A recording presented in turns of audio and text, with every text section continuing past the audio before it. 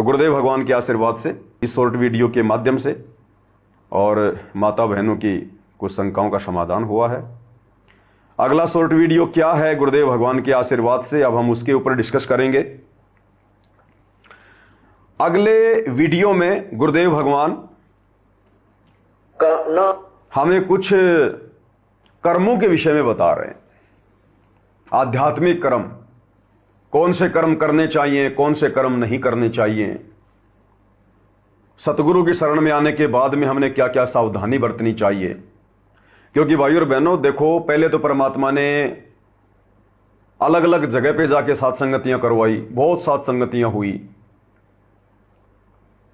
भाई बहन परमात्मा को भोग लगाते 8-9 बजे, 11 बजे तक सब लोग भंडारा वगैरह ले लेते और 11 बजे मालिक की सत्संगति में बैठते और सुबह के 4 बज जाते, 5 बज जाते, 4-4, 5-5 घंटे के वीडियो बने। उसके बाद फिर परमात्मा ने सोशल मीडिया का जरिया दिया, फिर दास लाइव आने लगा, वीडियो बनाने लगा, आप भाई बहनों को भेजने लगा। उसके बाद गुरुदेव ने अपनी पुस्तकों के ऊपर वीडियो बनवा दिए। तो कहने का मतलब भाई और बहनों, ये जो तमाम जो कोशिशें हैं जो परमात्मा अपने बच्चों को निमित्त बना के करवा रहा है, केवल हम आत्माओं के लिए, ताकि हमें हर प्रकार की जानकारी हो जाए, कोई भी माइनस पॉइंट ना रहे अध्यात्म में। हम काल के किसी भी षड्यंत्र का शिकार ना बने, सूक्ष्म चाल का शिकार ना बने। और उसके बाद भाई और बहनों, अब ये जो शॉर्ट वीडियो के ऊपर परमात्मा ने जो प्रेरणा की है वीडियो बनाने की, ये दास को लगता है कि ये फाइनल है, फाइनल। अब भी अगर कोई नहीं समझ पाया है, किसी कारण से साथ संगतियों से लेट जुड़ा है या जुड़कर ध्यान नहीं दे पाया, इतना सीरियस नहीं ले पाया, तो अब गुरुदेव भगवान हमें एक फाइनल मौका दे रहे हैं, फाइनल मौका। लगभग ये 1500 शॉर्ट वीडियो हैं, 1500, कम से कम 1000 वीडियो बनेंगे। ये 3-3 घंटे के 1000 वीडियो बनेंगे इनके ऊपर कम से कम। और ये 1000 वीडियो यदि परमात्मा की दया रही और यदि ये बन गए, कम से कम साल भर लगेगी, ज्यादा ही समय लगेगा, कम से कम 2-2.5 साल मानो, यानी 2028 तक मानो भाई और बहनों आप। तो ये शॉर्ट वीडियो जिन भाई बहनों ने पूरे देख लिए और यदि गुरुदेव के विधान अनुसार उनकी मर्यादाओं में रहता हुआ भक्ति करता रहा, तो भाई और बहनों हम शतलोक के लिए टिकट पक्की करवा लेंगे, पक्की। हम फिर मार नहीं खाएंगे, हम फिर काल के जाल में नहीं फंसेंगे, हमें कोई भी डगमग नहीं कर पाएगा, हमारे मन में कोई शंका पैदा नहीं कर पाएगा। तो गुरुदेव भगवान हमें इस छोटे से सत्संग के माध्यम से निर्देशित कर रहे हैं, कर्मों की जानकारी दे रहे हैं। गीता अध्याय 3 श्लोक नंबर 9 का जिक्र कर रहे हैं। और गुरुदेव भगवान क्या कह रहे हैं कि यज्ञ के निमित्त जो कर्म हैं, यदि उनके विपरीत हम कोई अन्य कर्म करेंगे तो फिर हम परमात्मा के दोषी बनेंगे, हम परमात्मा के दोषी। अब यज्ञ के निमित्त किए जाने वाले कौन से कर्म हैं? यज्ञ यानी धार्मिक यज्ञ, धार्मिक अनुष्ठान। और ये धार्मिक अनुष्ठानों की जानकारी स्वयं कबीर परमात्मा तत्वदर्शी संत की भूमिका निभाकर स्वयं देता है। तो उन धार्मिक अनुष्ठानों की जानकारी, उन यज्ञों की जानकारी हमें गुरुदेव भगवान ने दी। क्या जानकारी दी? सबसे पहले गुरुदेव भगवान ने हमें सत्संग सुनाए, हमें सृष्टि रचना सुनाई, हमें भक्ति मार्ग से परिचित करवाया, हमें अपनी शरण में लिया। और शरण में लेने के बाद गुरुदेव ने फिर हमें कुछ नियम दिए, कुछ मर्यादाएं बताई। उसके बाद गुरुदेव ने हमें 5 यज्ञ दिए। एक यज्ञ है ज्ञान की, दूजी यज्ञ है ध्यान, तीजी यज्ञ है हवन की, चौथी यज्ञ प्रणाम और 5वीं यज्ञ है धर्म यज्ञ। तो ये 5 यज्ञ हमें गुरुदेव भगवान ने दे दी। ये हैं वो यज्ञ वास्तव में जो गीता अध्याय 3 श्लोक नंबर 9 में बताया गया है। और जो मर्यादा हमें गुरुदेव ने दे दी, जो नियम बता दिए, इनके विपरीत यदि हम अन्य किसी के बहकाव में आके, अन्य किसी की बातों में आके या मनमाना आचरण करते हुए यदि हम अन्य कोई यज्ञ करते हैं, कोई धार्मिक अनुष्ठान करते हैं, अन्य कोई पूजा पाठ करते हैं, दान धर्म करते हैं, तो फिर ये यज्ञों के विपरीत हो जाएगा। गीता अध्याय 3 श्लोक नंबर 9 के विपरीत हो जाएगा। ऐसा करने से फिर परमात्मा का विधान टूटेगा, क्योंकि वेद इस काल को परमात्मा ने दिए और वेदों का ज्ञान ही गीता जी में है। तो यह परमात्मा का दिया हुआ ज्ञान है, परमात्मा का विधान है। इसलिए गुरुदेव भगवान हमें गीता अध्याय 3 श्लोक नंबर 9 का जिक्र करते हुए समझा रहे हैं। एक बार हम गुरुदेव भगवान के मुख कमल से समझते हैं, उसके बाद फिर और विश्लेषण करेंगे कि वर्तमान में काल प्रेरणा से आप और हम भाई बहन कहां कहां मार खा रहे हैं और कैसे बचा जा सकता है। उठत नाम बैठत नाम सोवत जागवे, नाम खाते नाम पीते नाम से ती लागवे। यजुर्वेद अध्याय नंबर 40 के श्लोक 15 में कहा कि ओम करतु समर किलवे समर करतुम समर। ओम नाम का जाप काम करते करते स्मरण कर, विशेष कसक के साथ स्मरण कर, अपना मुख्य मनुष्य जीवन का मुख्य कर्तव्य मानकर इसका स्मरण कर, कसक के साथ कर। जैसे आप यहाँ से बैठते हो 2 घंटे बस में, 3 घंटे बस में लगे या जीप अपनी सवारी में लगते हैं, यहीं से अपना आंखें बंद करके या खोल कर जैसे भी और परमात्मा के नाम का सिमरण करता जावे। आवे जब सिमरण करता आवे तो चलते फिरते उठते बैठते परमात्मा के नाम के कमाई करनी है, इसी से हम पार होंगे। तो ये परमात्मा ने हमें जाप की विधि बता दी। अब आगे अब 9वें में क्या कहा है? 8वां आपने पढ़ लिया, अब 9वां देखिए। गीता अध्याय 3 श्लोक नंबर 9 में क्या जानकारी दी जा रही है, गुरुदेव भगवान क्या समझा रहे हैं, ध्यान से सुनिए। यज्ञ के निमित्त किए जाने वाले कर्मों के से अतिरिक्त दूसरे कर्मों में लगा हुआ यह मनुष्य समुदाय कर्मों से बंधता है। इसलिए हे अर्जुन, आसक्ति रहित होकर उस यज्ञ के निमित्त कर्तव्य कर्म कर।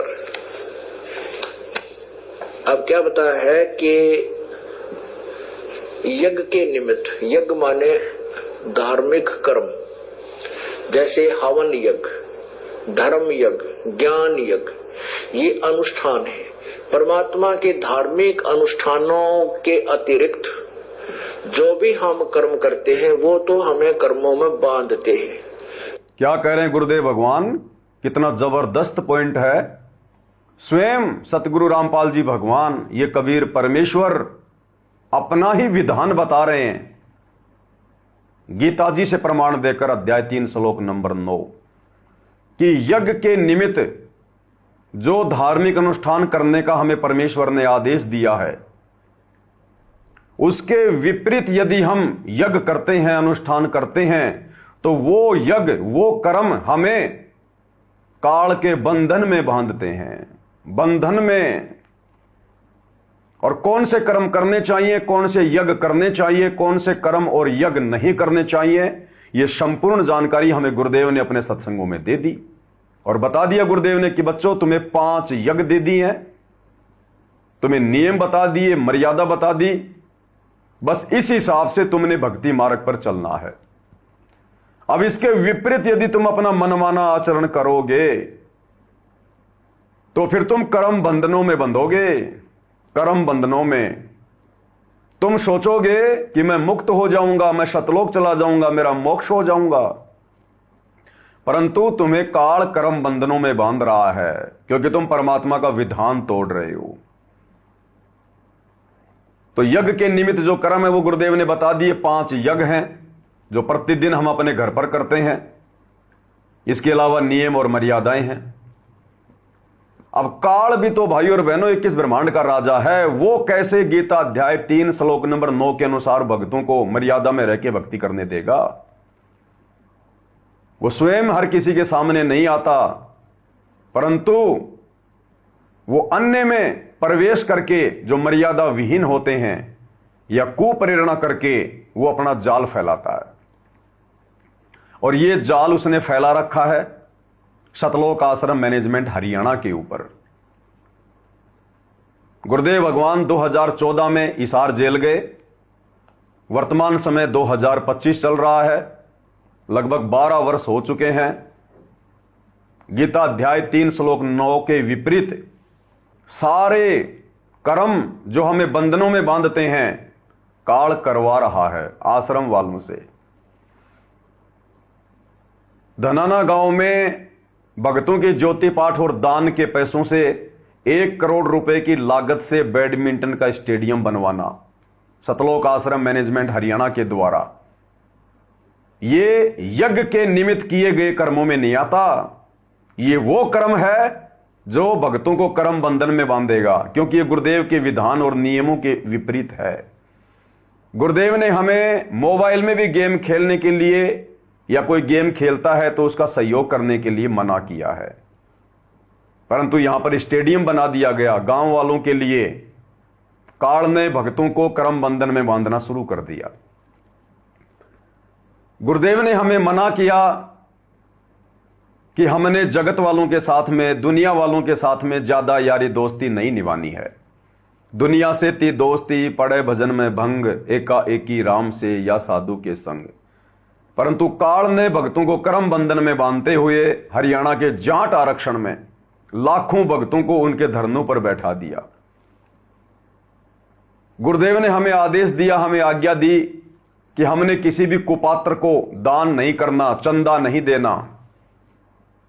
परंतु संगत ने अपने गुरुदेव के इस आदेश की पालना ना करते हुए गुरुदेव की गैर हाजिरी में कुपात्र सतलोक आश्रम मैनेजमेंट हरियाणा को जी खोलकर ज्योति पाठ और दान का पैसा दिया। यहां काल ने संगत को कर्म बंधन में बांध दिया, क्योंकि गुरुदेव कहते हैं कि गुरु बिन माला फेरते, गुरु बिन देते दान, और गुरु बिन दोनों निष्फल है, चाहे पूछो वेद पुराण। गुरु बिन दान यज्ञ जो कर ही मिथ्या होए कभू न फल ही।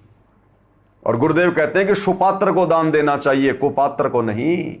और सुपात्र गुरुदेव ने केवल अपने आप को बताया, पूरी सृष्टि में दूसरा कोई नहीं। तो यहां तो संगत दोषी हो गई, यज्ञ के निमित्त किए जाने वाले कर्मों के विपरीत कर्म कर दिया, कुपात्रों को दान दे दिया। तो काल ने संगत को कर्म बंधनों में बांधना शुरू कर दिया। उसके बाद सतलोक आश्रम मैनेजमेंट हरियाणा, इन्होंने फिर वो दान का पैसा हरियाणा के जाट आरक्षण में करोड़ों में चंदे के रूप में दे दिया। राजस्थान के गैंगस्टर आनंदपाल सिंह की सीबीआई जांच के समर्थन में लाखों रुपया चंदे के रूप में दे दिया। यानी फिर सतलोक आश्रम मैनेजमेंट हरियाणा ने डबल गलती करते हुए भगत समाज के ज्योति पाठ और दान का पैसा जगत वालों को चंदे के रूप में दे दिया। यज्ञ के निमित्त किए जाने वाले कर्मों के विपरीत कर्म कर डाले, परमात्मा का विधान तोड़ दिया, और काल ने और ज्यादा संगत को कर्म बंधनों में बांध दिया। सोनीपत के गोहाना में जाट धर्मशाला का 5वां फ्लोर, जिसमें 1 करोड़ रुपए की लागत लगी, सतलोक आश्रम मैनेजमेंट हरियाणा ने 1 करोड़ रुपए लगाया 5वां फ्लोर बनाने में। गुरुदेव के विधान के विपरीत, यज्ञ के निमित्त किए जाने वाले कर्मों के विपरीत। ये काल भाई और बहनों ऐसे फांसता है। गुरुदेव ने हमें पहले ही आगाह कर रखा है हर टॉपिक पर, हर विषय पर, लेकिन आप और हम सीरियस नहीं लेते, आप और हम चिंतन मनन नहीं करते। इस सत्संग को भाई बहन बहुत सुनते हैं, लेकिन ये सोचते हैं अब ये गीता जी के श्लोक में तो आनंद ही नहीं आता, अब वेदों वाले इन परमाणु में तो आनंद ही नहीं आता। भाई और बहनों, बहुत गहरी गहरी बातें हैं एक एक पॉइंट पर। अब बताओ कितनी बड़ी बड़ी गलतियां इस गीता अध्याय 3 श्लोक 9 को ना समझ पाने के कारण, और बड़े बड़े सारनामी सार शब्द प्राप्त भगत कर रहे हैं, जो पिछले 15-15, 20-20 साल से, 30-30 साल से गुरुदेव के चरणों में हैं। तो आम संगत का क्या होगा? इसलिए गुरुदेव भगवान कहते हैं कि सत्संग सुनते समय एकाग्रचित होकर सुनना चाहिए कि परम संत क्या कह रहा है। उनके द्वारा कहा गया एक एक शब्द विशेष होता है, वो किस संदर्भ में कहां फिट बैठेगा ये समय आने पर पता चलता है। तो काल ने संगत को उन कर्मों में बांध दिया जिन कर्मों को ना करने की शिक्षा हमें गुरुदेव भगवान ने बारंबार अपने सत्संगों के माध्यम से दी। अब गुरुदेव हर बात को खोल के नहीं बताएंगे, इसलिए परमात्मा ने साध संगतियां शुरू करवा दी, जो उनके द्वारा किए गए सत्संगों के निष्कर्षों को आपके सामने रख सके। तो बहुत सारे कुकर्म गुरुदेव के ज्ञान और मर्यादाओं के विरुद्ध जो सतलोक आश्रम मैनेजमेंट हरियाणा कर रहा है, जैसे परशुराम की जयंती में भगत समाज को बैठा देना, जितने भगत हरियाणा रोडवेज बसों में बैठकर रोहतक के पैरावर में परशुराम की जयंती में मुख्यमंत्री की रैली में गए थे, सबको काल ने कर्म बंधनों में बांध लिया, क्योंकि वो आन उपासना के अंतर्गत आता है। वो पैरावर धाम है और परशुराम की जयंती मनाई जा रही थी, वो धार्मिक प्रोग्राम था। और गुरुदेव ने हमें आन उपासना के तहत जितने भी धार्मिक प्रोग्राम होते हैं, जागरण होते हैं, सत्संग होते हैं, हमें वहां जाने के लिए मना किया है। बिल्कुल नहीं जाना हमें। और काल ने संगत को वहां पर भेज दिया और कर्म बंधनों में बांध लिया। हरियाणा के सिरसा के अनाज मंडी में कबीर जयंती मनाई जा रही थी नकली कबीर पंथियों के द्वारा।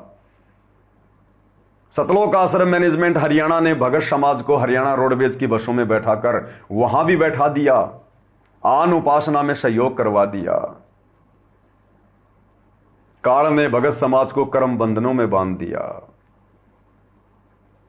तो भाइयों और बहनों, ये जितने भी जो कर्म हैं जो वर्तमान में इन आश्रम वालों के द्वारा किए जा रहे हैं, मनमुखी रूप से गुरु को मानुष मानकर अन्नपूर्णा मुहिम शुरू कर दी जबरदस्ती, जिसकी कोई आवश्यकता नहीं थी, या सब अपना कर्म भोग रहे हैं। हम कौन होते हैं बीच में दखलंदाजी देने वाले? गुरुदेव ने जितना बताया उतना करना था कि उनको परमात्मा से जोड़ो, उनको नाम दीक्षा से जोड़ो। वो जैसे जैसे भक्ति करेंगे उनके शुभ कर्म बनेंगे, परमात्मा उनको भी संभालेगा, उनका भी मकान बनवाएगा एक दिन, उनको भी परमात्मा धन धान्य से परिपूर्ण कर देगा। लेकिन गीता अध्याय 3 श्लोक 9, काल ने तो कर्म बंधनों में बांधना है। और बांधेगा किसको? विशेषकर उन्हीं को बांधेगा जो काल की गोद से निकलकर शतलोक जाने की तैयारी कर रहे हैं। बाकी तो सब काल की हद में है, उनको तो सतभक्ति प्राप्त नहीं है, तो काल को उनकी चिंता नहीं है। काल को चिंता है सतगुरु रामपाल जी के भक्तों की कहीं ये मेरे जाल से बाहर ना निकल जाए, मेरा भोजन कहीं मेरे मुख से ना छीना जाए। तो काल ने संगत को बुरी तरह से बांध रखा है, बुरी तरह से। और भाई और बहनों, दास को लगता है कि अब तो पानी सिर के ऊपर से जा चुका है। इन लोगों ने ऐसी ऐसी गलतियां कर दी, वो गलतियां कर दी जिन गलतियों की शायद ही इनको इस कलयुग की पिछली पीढ़ी में, इस मनुष्य जन्म में कोई माफी मिले। और साथ में सौभाग्य उन आत्माओं का, सत्सेवक भाई बहनों का, जिनको परमेश्वर ने साध संगति से जोड़कर, सुसंगति से जोड़कर काल के कर्म बंधनों में फंसने वाले कर्मों से बचाए रखा। ये सत्संग परमात्मा ने मनोरंजन के लिए थोड़ी किए थे। ये गीता से प्रमाण, वेदों से प्रमाण, ये पुराणों से प्रमाण टाइम पास के लिए थोड़ी बताए थे। समय आता है जब भगत की परीक्षा होती है, जब भगत धर्म संकट वाली स्थिति में आता है, तो ऐसी स्थिति में सतगुरु हाथ पकड़ के आगे नहीं करेगा। ऐसी स्थिति में हमने सतगुरु के तत्व ज्ञान को आधार बनाकर ही अपना बीच बचाव करना होता है। तो सत्सेवक भाई बहनों ने बीच बचाव किया, कर लिया, और बाकी संगत काल के झेरे कुएं में जा गिरी। इसलिए गुरुदेव भगवान हमें समझा रहे हैं, बता रहे हैं। अब आपको बहुत अच्छे से ये सत्संग जब दोबारा सुनेंगे, आपको बहुत अच्छे से समझ में आएगा भी। अब 9वें में क्या कहा है? 8वां आपने पढ़ लिया, अब 9वां देखिए। यज्ञ के निमित्त किए जाने वाले कर्मों के से अतिरिक्त दूसरे कर्मों में लगा हुआ यह मनुष्य समुदाय कर्मों से बंधता है। इसलिए हे अर्जुन, आसक्ति रहित होकर उस यज्ञ के निमित्त कर्तव्य कर्म कर। कर्तव्य कौन से कर्तव्य कर्म? जो गुरुदेव भगवान ने आज हमें बता दिए हैं, बस वही कर। इसके अलावा किसी के मनमाने आचरण का शिकार मत बन, देखा देखी भेड़ चाल में मत चल, होश में जोश मत खो। क्योंकि गीता जी में जिन अध्यायों में जो भक्ति का विधान बताया गया है, आज वो भगवान साक्षात आप और हमें सतगुरु रामपाल जी के रूप में प्राप्त है। तो गुरुदेव ने हमें जो यज्ञ बता दिए, जो धर्म कर्म की जो नीति बता दी, सुमरण सत्संग, बस उनके अतिरिक्त कुछ नहीं, मनमाना आचरण नहीं, अन्यथा काल के कर्मों में बंधेंगे फिर, जैसे 90% संगत बंध चुकी है। अब क्या बता है कि यज्ञ के निमित्त, यज्ञ माने धार्मिक कर्म, जैसे हवन यज्ञ, धर्म यज्ञ, ज्ञान यज्ञ, ये अनुष्ठान है। परमात्मा के धार्मिक अनुष्ठानों के अतिरिक्त जो भी हम कर्म करते हैं वो तो हमें कर्मों में बांधते हैं, और ये कर्म हमें, ये भी कर्म है, ये कर्म हम कर्मों को छुड़वाते हैं, उनसे बंधन से मुक्त करते हैं। तो इसलिए कर्तव्य कर्म कर। क्या कह रहे हैं गुरुदेव भगवान कि जो कर्म आपको परम संत के द्वारा बताए जाएंगे, सतगुरु के द्वारा जो बताए जाएंगे, वो भी कर्म है। वो यज्ञ, वो धार्मिक अनुष्ठान, वो भी वो कर्म है, यानी वो करने योग्य हैं। लेकिन वो कर्म आपको काल के कर्म बंधनों से मुक्त करवाएंगे। और जिन कर्मों के ना करने के लिए गुरुदेव आदेश देते हैं, धार्मिक शास्त्र हमें आदेश देते हैं, उन कर्मों के करने से फिर हम काल के बंधन में बंधेंगे। इसलिए गुरुदेव भगवान कह रहे कि कौन से कर्म करने चाहिए और कौन से कर्म नहीं करने चाहिए। इसके लिए गीता अध्याय 16 श्लोक नंबर 23 ही प्रमाण है कि शास्त्र विधि को त्याग कर जो मनमाना आचरण करते हैं, उनकी ना कोई गति होती है, ना कोई उनको सिद्धि प्राप्त होती है, और वो काल के कर्म बंधन में बंधते हैं। फिर गीता अध्याय 16 श्लोक नंबर 24 में कहा है, इसलिए अर्जुन, कर्तव्य और अकर्तव्य कर्मों की जानकारी के लिए कि कौन से कर्म करने चाहिए, कौन से कर्म नहीं करने चाहिए, शास्त्र ही प्रमाण है। तो वर्तमान में हम भक्तों के लिए सबसे बड़े शास्त्र क्या हैं? गुरुदेव के सत्संग, गुरुदेव की पुस्तकें, ये सबसे बड़े प्रमाण हैं, धर्म ग्रंथ हैं, शास्त्र हैं। तो गुरुदेव ने हमें जो धर्म कर्म की जो प्रक्रिया बता दी है, बस हमने उसी अनुसार अपनी भक्ति को आगे सफल करना है। इसके विपरीत जो कर्म सतलोक आश्रम मैनेजमेंट हरियाणा कर रहा है, ये सारे कर्म भगत को कर्म बंधन में बांधने वाले हैं। तो भाई और बहनों, हम सभी भाई बहन ध्यान रखें इन बातों का। ये हमारा फाइनल रिवीजन चल रहा है, फाइनल रिवीजन। अब भी यदि कोई काल के जाल में फंसेगा तो वही उस भगत की अपनी नादानी होगी, अपनी नादानी। और परमात्मा फिर ऐसे भक्तों से बहुत ज्यादा रुष्ट होता है।